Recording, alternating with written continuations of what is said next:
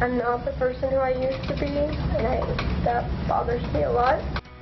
But first, taking the stand, a sunbather suing after she was run over by a lifeguard tells the court how the injuries have drastically changed her life.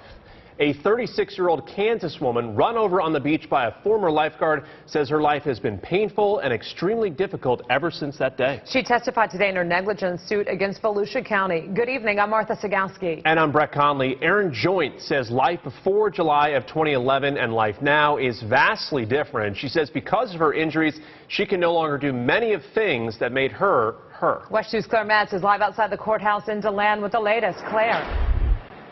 Yeah, and Martha, according to Erin Joynt and her attorney, her injuries are painful and some, they say, are permanent, including what they call memory loss from a brain injury.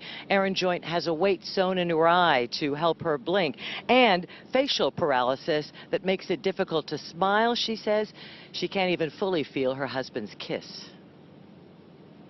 I'm not the person who I used to be, and that bothers me a lot. Erin Joynt says she and husband Chris drove to Florida for the trip of a lifetime to show her children world-famous Daytona Beach. Then, while the kids played near the water with Dad, a full-size Beach Patrol pickup driven by a lifeguard rolled over her head. 8-year-old daughter Hannah witnessed it. She actually saw the accident happen and turned my son away from it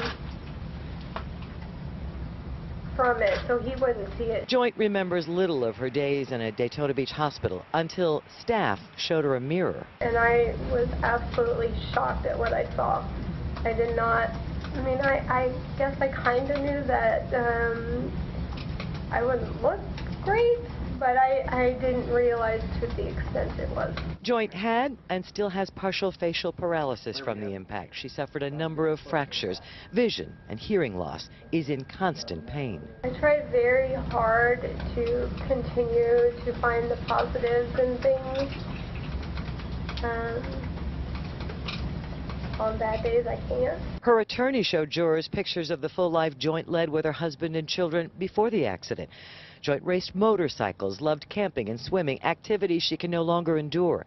Even chores around the house are a challenge. And she says she can only teach part-time. A full career there is over.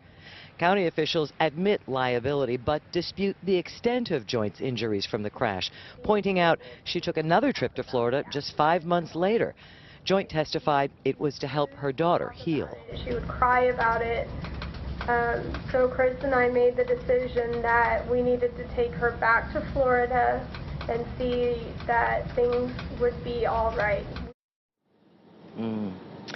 Now, the county attorney cross-examined Ms. Joynt on the stand just a short while ago, debunking, they believe, some of the things she is saying. For example, they say there's absolutely no evidence from any doctor of a brain injury. It's certainly not a permanent brain injury.